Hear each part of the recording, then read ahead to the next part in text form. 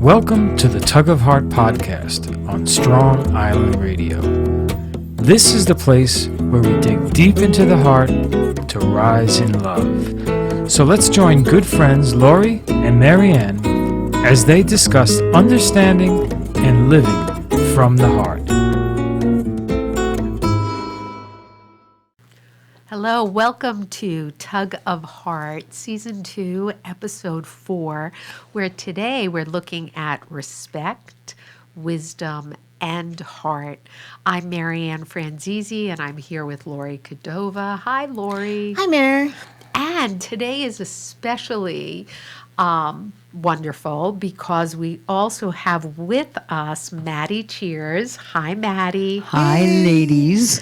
And Maddie is my co-host on The Wisdom Window, another podcast.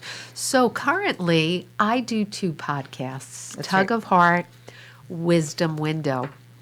And to be sitting here today, we're looking to make this a regular episode, maybe once a month, to bring these three aspects together of mind, heart, and spirit, let's say. Yeah, and sure. Come to the table and look at some of the integration of really heart and mind and how it moves us forward. And today we're looking at respect.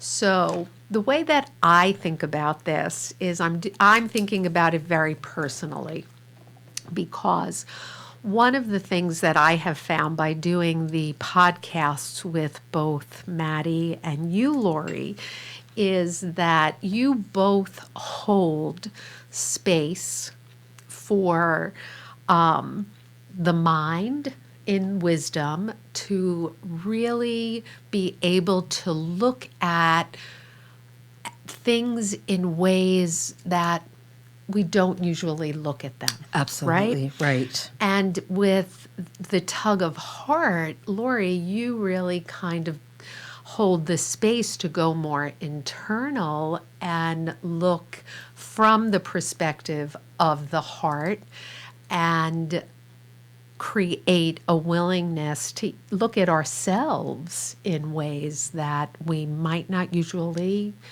look at ourselves. And what that then does for me is it gives me this certain freedom to just be in a visionary space. I love that. A space of seeing, creating, and it takes away so much pressure from having to figure things out. And so it is with great gratitude that I sit here today for you two ladies who give me that lovely space to just show up and be me. And I really feel so respected for that from both of you. Thank you. Well, thank you. And It's we the feel truth. that from you. And I think that that's a really, really important point about respect, is that one of the deepest parts of respect is being able to validate somebody the way they are. Mm-hmm. I think that when we look at the Native American version of respect, it's very deep. It's not on the surface. Mm-hmm. You know, sometimes we say, respect me, or even use like respect, like a Or demand. earn your respect based on what you need to do. Right. Whereas if you look at, we had talked about earlier before the podcast, the idea of the three original instructions. And for the Haudenosaunee, or the Iroquois, as many people know them, in their three original instructions, where they say, first, be grateful for what you have and not worried about what you don't have. Mm-hmm. And in a very real way, I was just listening to a few I went on YouTube and I was listening to a few really like major business guru people and spiritual guru people, and everybody's talking about gratitude now. Mm-hmm. And because if you are grateful for what you have and not worried about what you don't have, right? And it means you automatically respect somebody. You automatically are in a state of respecting yourself and respecting the world at large because it's good enough. You're not asking something. I'm not asking you to be better on this podcast than you were last week, right? I'm not asking you to bring in more wisdom or heart than you did yesterday. So I think it's all the same thing. And then when it moves on to talk about how we show respect to each other and all of nature. That it's all, to me, it's all one thing when you're talking about body, mind, spirit. So if we talk about the 3 original instructions, and then with the third instruction being live in clans, which we interpret in the modern world as live in a loving community. So all of those 3 simple instructions, which sometimes for us humans are not that simple to follow, are really all one instruction. It's really, it really is creating the community where respect becomes easy to show because we are honoring each other and the world around us, and we're grateful for it. So it's one line of thought and feeling and heart, really. Right. To me, it is. That's beautiful. I'm like, okay, I had to pause a moment, confession time. Gratitude did not cross my mind once thinking about respect. Because it doesn't, because we're so... Thank you for that gift. I'm sitting here, I could just put my notes up and listen from here on out, I suppose. It never crossed my mind. I don't know why. And I think it's our culture. I don't think our culture. We live in and I think a lot of this hustle and bustle over where the economy should go next, where we're in this huge transition of what do we do next, right? And I think we are naturally trying to bring ourselves out of a culture that tells us you're never enough, it's never enough. You can never have enough stuff. You can never be good enough. There's always somewhere else to go, so we don't have these moments of feeling like we're okay, just where we are. Yes. Just being. And no, I have to achieve, I have to get the diploma, I have to earn this much money, so we're in flux about defining ourselves individually, but also as a country, as a world, as a community.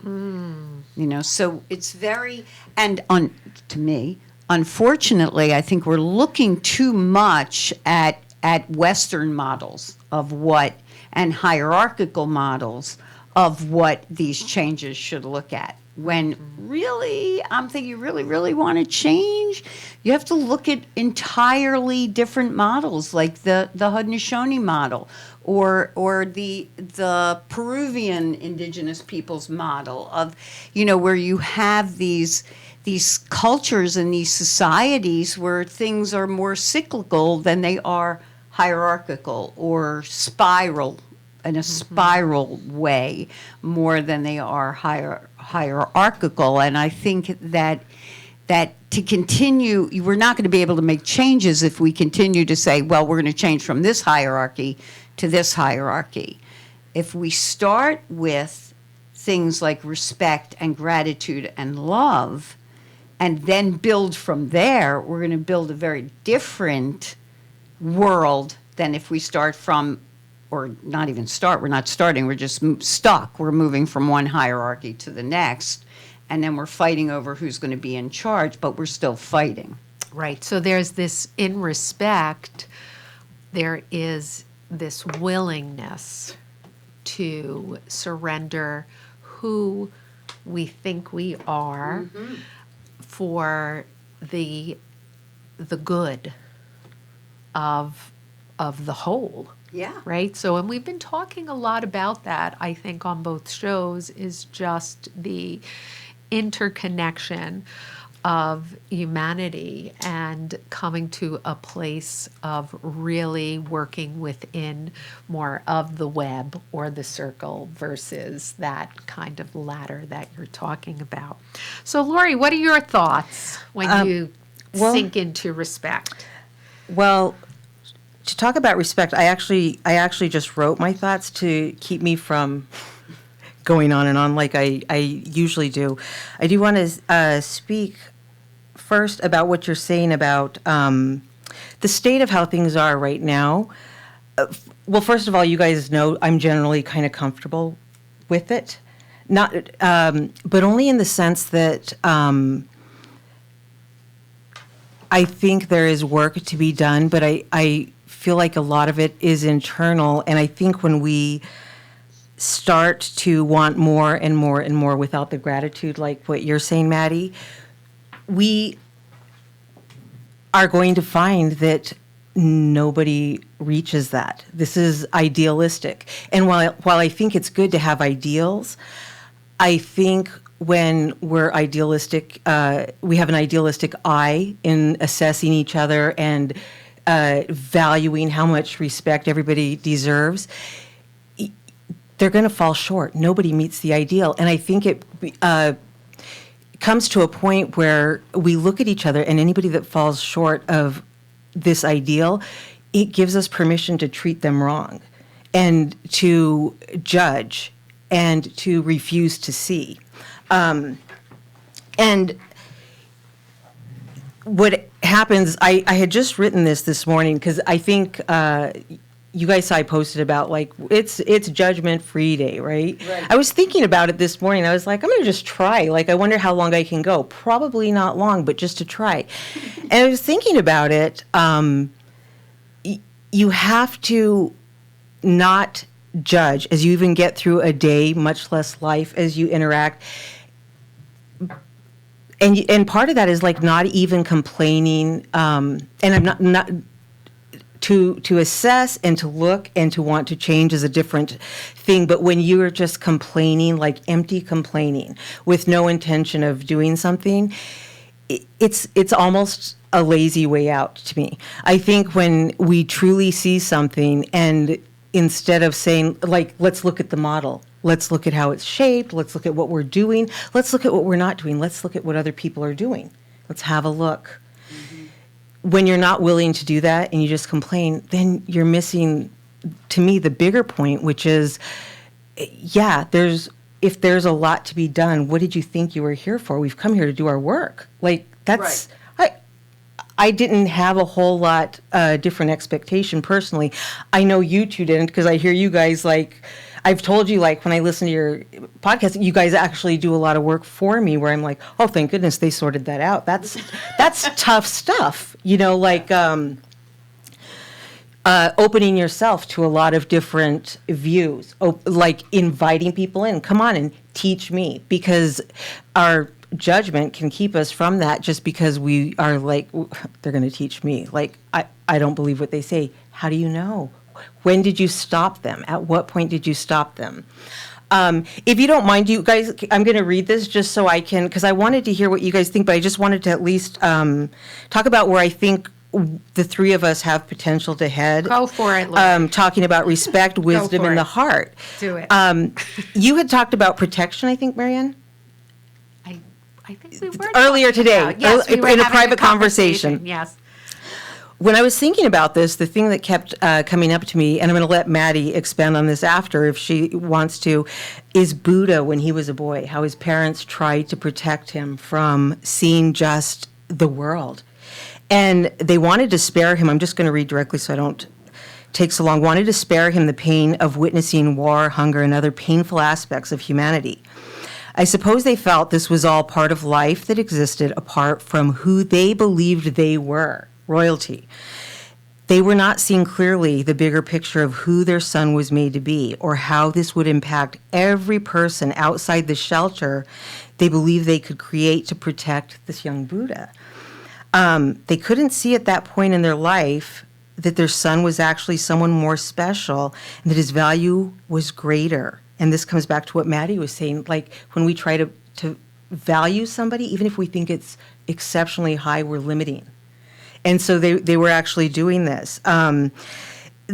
His value extended past even that regal privilege they tried to contain him within in those walls. Fortunately for so many among mankind, Buddha felt there was more to see And when the longing came, that tug to join the world and see it for its true nature, he responded. In this, he saw beyond the so-called sanctuary. He was wise. And that brings us to wisdom. When I think of respect, wisdom, and the heart, the prevalent theme among them is that each signifies a life-changing, and I think I would go so far as to say life-saving aspect, and that we can attain just by finding a better and more wholesome way of seeing. I think we can, once we start to see, we can reach that. And it's seeing the world, life, and him or herself in a more impartial and sincere way, seeing things for how they are. If you take just wisdom, which is what you guys actually do, it comes from the Indo root word wide, to see, to see. It's all about insight and foresight, ultimately. It's seeing the way to truth through the means of truth itself. To me, wisdom is beyond knowledge, and it's beyond probably even learning. It's seen in actually like a real practical, functional way too, at the same time. How truth really does free us, that freedom, Marianne. It's a view that I think becomes closer, but also broader, and that like we get close enough to see the detail, but we are also able to step back and see the bigger picture, where it fits into everything else, just for our willingness to look. And that's when we start to see things around us, and we also see about ourselves right choice, and we see error, just in the same kind of matter-of-fact way without judgment. It just is. And wisdom also is the grace to believe what we've seen in front of us, and then adapt or transform ourselves into the appropriate response to what we've seen.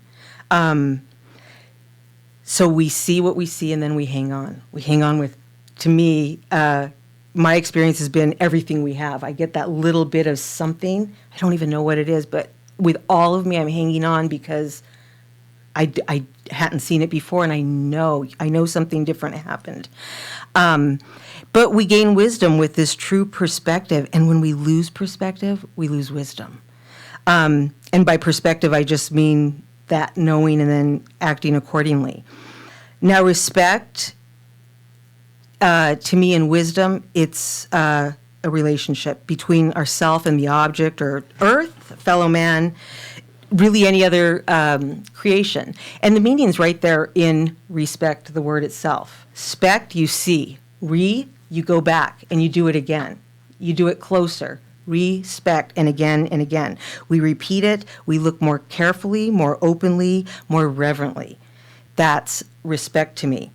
You guys have heard Achtung, right? Achtung, baby, the album. No. Oh, German. I studied. haven't Maybe heard not. it. I haven't heard it at all. Me neither. We're older than you. Well, it should be. I'm older than it you. actually should fit with you guys. So I had the fortunate and unfortunate freedom as a youth where we could just choose the language we studied, and I'm guessing like the cute boys were in German and Russian, so I studied German and Russian growing up. Achtung, attention. You hear like right away it sounds the same.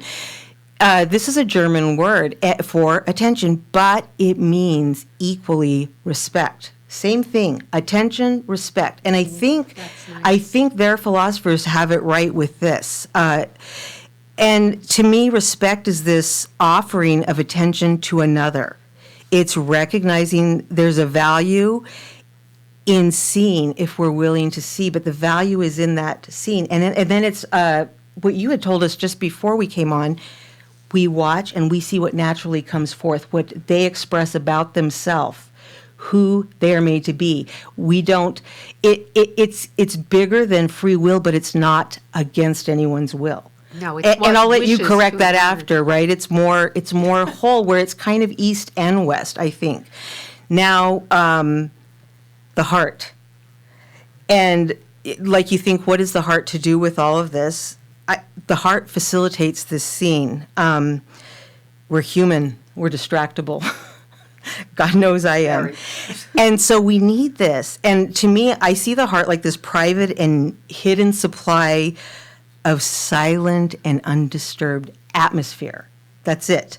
And it's this place we hold inside where we can be our true and whole self, needed to see like with healing clarity, things around us, things within us.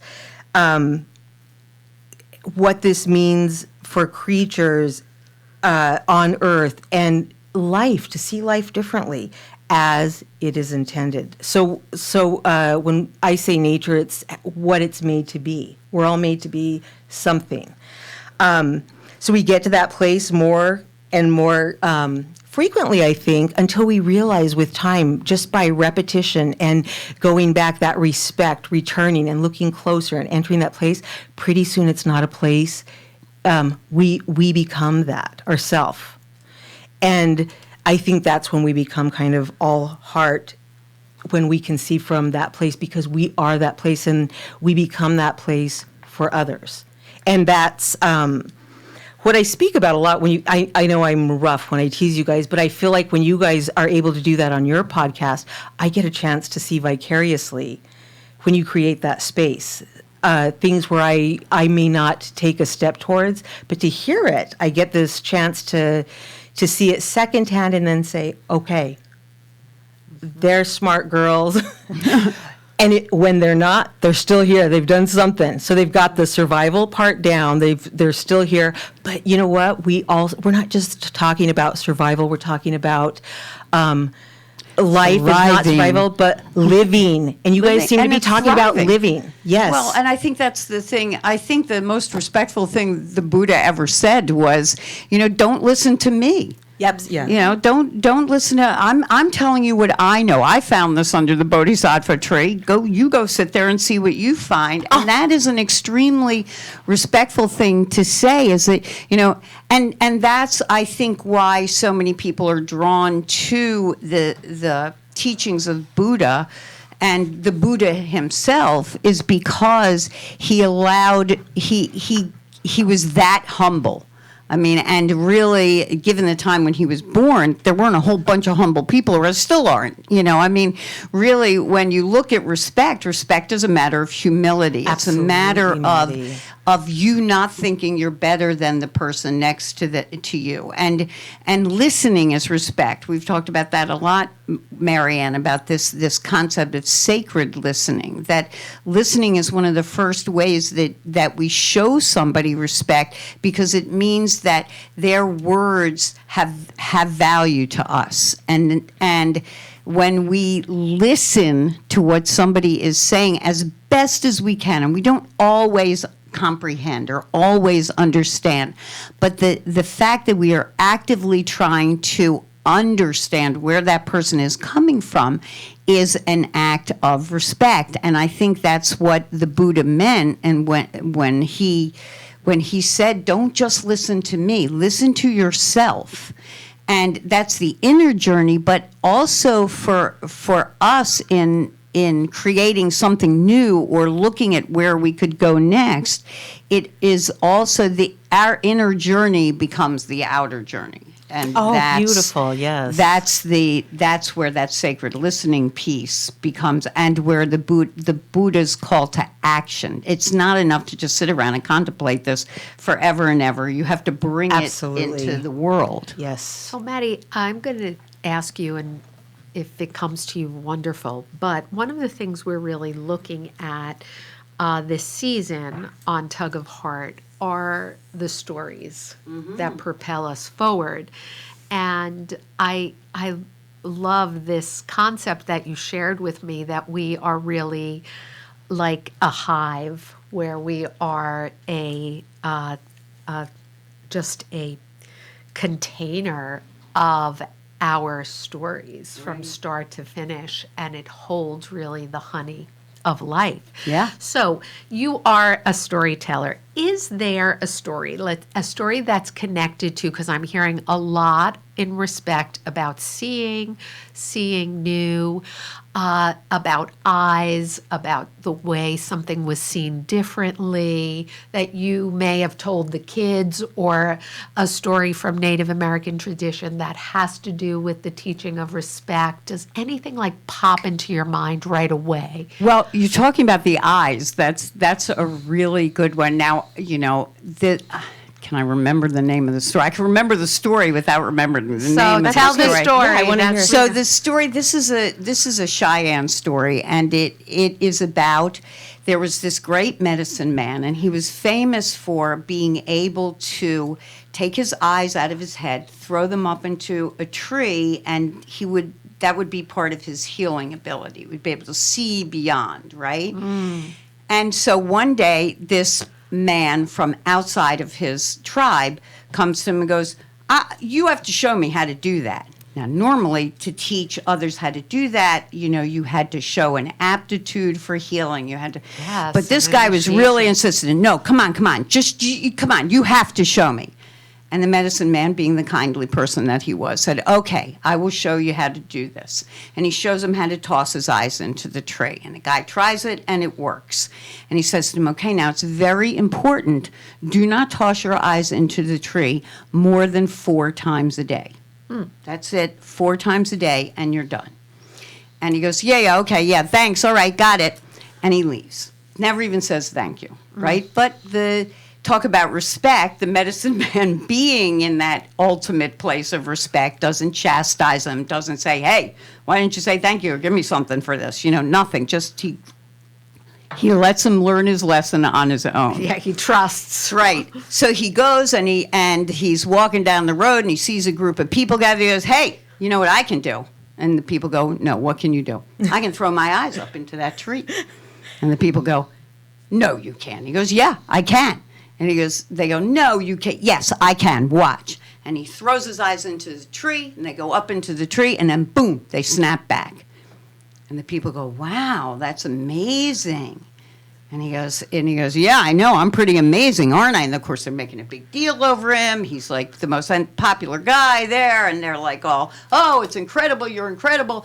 And then, of course, after he's gotten enough praise and people start to leave, he leaves. He sees another group of people. He goes, hey, watch this.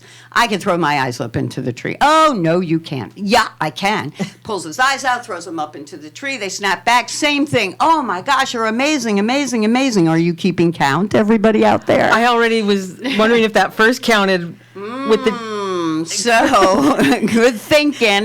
So we get to the next group of people, and of course, hey, I can throw my eyes up in the tree, boom, come back, wow, amazing.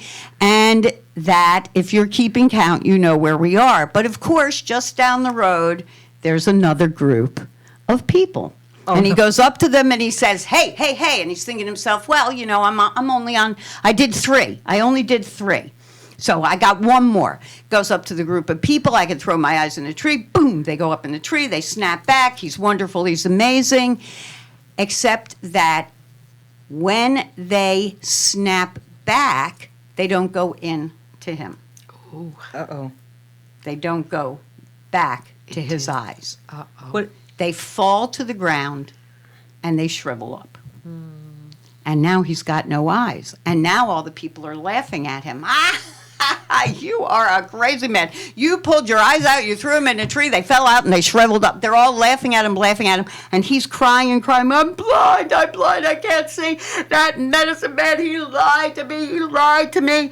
And then he thought about it and he thought, I guess that first one was one Yeah. of the times. I counted. And he realized he had thrown his eyes 5 times. And of course, he's all upset. He doesn't know what to do. And along comes a little squirrel. And he goes, I hear a squirrel, come on over here. And the squirrel goes, okay. And he eats up the guy's eyes. And the squirrel's munching on the guy's eyes, and the guy's sitting there, oh, squirrel, what are you doing? He goes, I don't know, I found these tasty little things over here to eat. They're all shriveled. You ate my eye, squirrel. You should give me one of your eyes.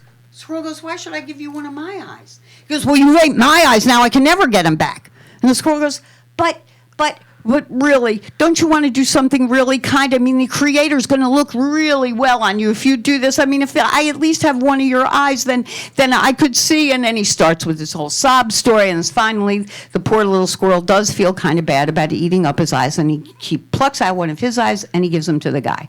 And the guy, that little squirrel eyes rattling around in the eye socket, and he's like, well, this isn't the greatest, but okay, at least I could see something. And the squirrel goes, okay, well, at least I can see something too. And the squirrel sits there, no thank you. So the squirrel just goes away.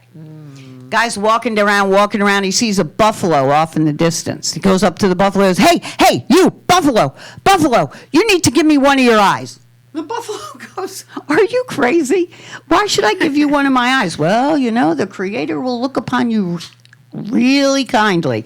He will think that you are just like the best buffalo there ever. You're sharing an eye with somebody who's really in need. I mean, look at me. All I got is this little tiny squirrel eye. I can still barely see.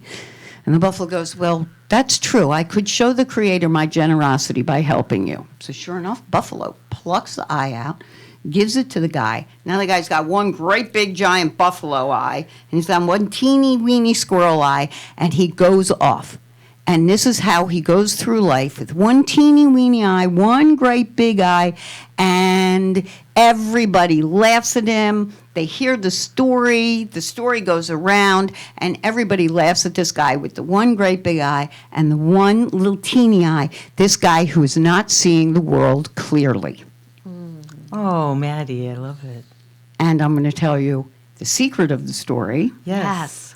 is that in the story, the guy who takes the eye, the guy who ends up asking the medicine man for the eyes and makes the mistake in the counting and everything, Yes. is a white guy. Oh. So in the Cheyenne creation of this story, Wow. they are saying that to them, The white in coming across the Europeans, that they are not seeing the world clearly. And then this story became more than just about one people. Yeah. So it became more, and I say that just so that you understand the origin of the story. No, it's important. That at the time of the encounter with the Europeans, with the then Americans, there was so much greed, and there was no Yes. thank you. There was no no gratitude. gratitude in that. So in this way of not seeing the exchange of people, your vision is out of whack. Out of It's like you got balance. one big eye, one little eye. So the story is really quite beautiful to me in explaining what the encounter was like for Native people. And the disrespect. And the disrespect. Right. It kind of speaks to the other side of respect. Right. Which is the disrespect and the taking without the gratitude and the manipulation of the other creatures too. Right. The squirrel and the buffalo. But originally the original medicine, which is in order for me to be a healer, a medicine person, I need to take my eyes out of my head. That's right. Right? And I Right. have to elevate them into the tree Right. to come to this higher perspective, and that opens my heart to the kind of healing that needs to be done. And I also love the warning of, don't overdo that, which Right. is we there's an element of self-knowing, of understanding the limitation of what it means to even be a healer, right? To Right. be in the position of respect, that there's a limit to how many times you can keep throwing your eyes outer. Right. And I think that goes back to what you were saying, Lori, about the internal work and the external work, right? Yep. The external work is this elevated view, so you have perspective, and then the internal work are turning those eyes inward and truly respecting where your heart is as a human being, And that is a practice. It to is be a taken practice. very seriously.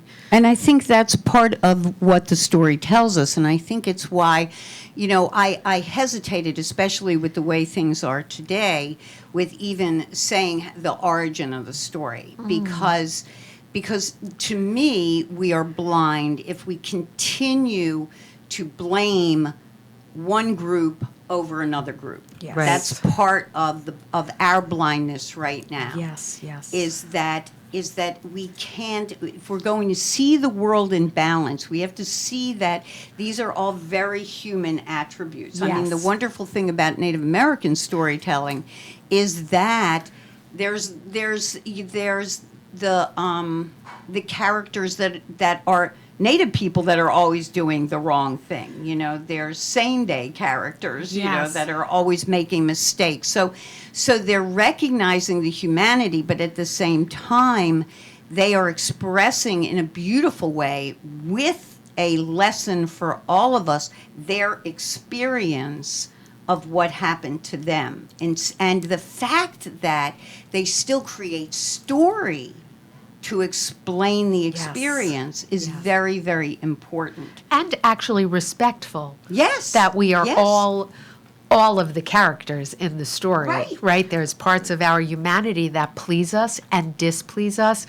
And the beautiful thing about the heart is that it really can hold both. Yep. Right? Right. Because we all know that feeling of, wow, I want to show you my new talent, Right. That Right. piece of the ego that gets I activated. think of any culture, I think that when you look at the willingness of Native people to embrace other cultures, I find the story very beautiful in that it's a warning, it's a general warning, about what happens if we are greedy. If or even if we're using a medicine or a wisdom that's beyond our real understanding of what it is. The Right. story to me has such depth. It does. There's such depth that I wouldn't want to, by revealing that, I wouldn't want people to get hung up on the racial aspect. Maddie, it doesn't to me at all. I'm sorry to interrupt, but it's like, because I see what you're hesitating, but to me, when I'm hearing the story, and it's more beautiful for you having said there's this white guy, because to me he had this opportunity to trade one perception for another, and then he misused it, so he traded it out for another. The ones that come out on top in this, to me, and I feel like it could even be Native Americans themselves, is the squirrel and the buffalo, because they have the right perspective in all of this. The guy is an idiot. I got it. But you see an idiot can't see. Right. What you're accusing him of now is being blind. They give him an eye. Yeah. That, to me, is like the just tremendous. Like that part actually tugs at my heart in an emotional way, where it's like, do we see a blind guy and say, you get what you deserve, now go in the ocean and drown? Yeah. Or do we say, the price is you've forever lost some perspective, but this will get you to your next meal? Yeah. Have an eye. This will cost me half of my vision. But they've now traded that for a better perspective themselves. And I think it's a gift, and I think it shows mercy for him also. Yeah. It's not, I don't feel like it's just to poke fun, but to say, you're dumb, this is the cost, caution, okay? But you see somebody dumb, because a lot of times we see people and we want to just we want to pluck their eyes out for being so blind, honestly. Right. But, Or gloat but what at you're them. doing is you're accusing them. If you've arrived and you're so well adjusted and doing so well because you see things they don't, then the most you're accusing anybody of is being who you once were. Because now you see, because there's a time all of us have not, and there will be Right. future times we don't. Right. And more than parlor tricks, taking our eyes out, who would give an eye to an idiot? I think that's where the beauty is. And Or you've just turned on its head for me, the eye for an eye. oh, I You actually did mean for me. it. I've always heard that expression and felt like it's like, no, that's not right. Maddie, and it fixes. That- You had posted a while really? back, an eye for an eye makes the whole world blind. And I remember some people Yeah, but responded this like, is "Oh well, an that's eye." unless you're the good, strong, like you're the right one." Right. No, or you give an eye. And you'll see more too, because Exactly, because exactly. one There's part of another seeing kind of to the me blind from eye. this deeper spot, from a point of wisdom, when you see giving what is irreplaceable, you also see with wisdom and with a knowing and with the heart Yes. and time and work and our own. We all have to be the dumb white guy, and Yeah. I at some matter what point color you are, we've that's all been right. there. We all have, but the fact is, only through experience do we learn that you could give such tremendous things with no loss, because there's always right. It's- something gained. It's the eye of the heart that we've spoken about. Maddie, That's what Maddie, I came in emotional, and Maddie just like broke my heart Well, with the and squirrel. that is beautiful, and I think that is a beautiful place for us to wrap it up for now. We will continue these talks once a I love month. that. I Yes. really think it's an important pulling together. Right. And the one other thing I just want to add is that there is a cyclical nature to Native American storytelling. So we don't hear the rest of the Yeah, it's always to be continued, know, and it's always that's what's it's so unending, I beautiful. think. Or you can write the rest of the cycle. I love You know, that. Yes. Where did having the two uneven eyes and seeing the world out of whack, where did it lead But that? but that the thing guy is, as to? soon as you turn your heart and you turn towards wisdom, it comes back to, like, I seriously see it like potential and so much hope for this guy that he has two eyes, because it goes back to what I'm saying. Who but somebody with a squirrel's eye and a buffalo's eye can take such a close, fine look and then also a broad look? Yes. And just blur Yes. what needs to be removed to see better certain things. Yes. Hey, I've sometimes wear one contact, so I have my reading eye and my far eye. So, I kind of like feel something for the guy. You Maybe that's understand. why I make my own bifocal. Right. And I choose to spend a day like that once in a while. Wow. Cool. Just see the world from a different perspective. It I is. think that's a lot of the message. Yes. It is. It's Maddie, a really thank deep you. I love story. it. Oh my gosh, You know, we could there's- we We'll- will we- continue to unpack this We're story. not- we're not done next with it, month. Maddie. I feel no, like- our stories carry on. Yeah, and then and I just love too that you think better of it. If we move on to the next, I want to tell you guys a story about something I thought better of from your podcast that I did, and it cleansed me. I'm gonna get emotional right now, but just tremendous when you resist that self-judgment and fear of what people might think. Who are you to make that determination if your heart decided it was worth sharing and you responded? And I love it. That's the beauty and the wisdom, I think, of the heart, and just the ability to listen to ourselves. I'm glad you were able to. I can't say I always am, but that was beautiful. And trust it was the story that needed to be told. Maddie, thank you. Beautiful. My pleasure. Lori, you're better at credits than me. So like us, We would share like us, to- where. Well, first of all, Maddie Cheers and Marianne, they do the Wisdom Window right here on Strong Island with Bobby. He produces for them also. Tremendous show. I love to tease you guys because I take you to be like my sisters. So I grew up picking on sisters, as you can tell.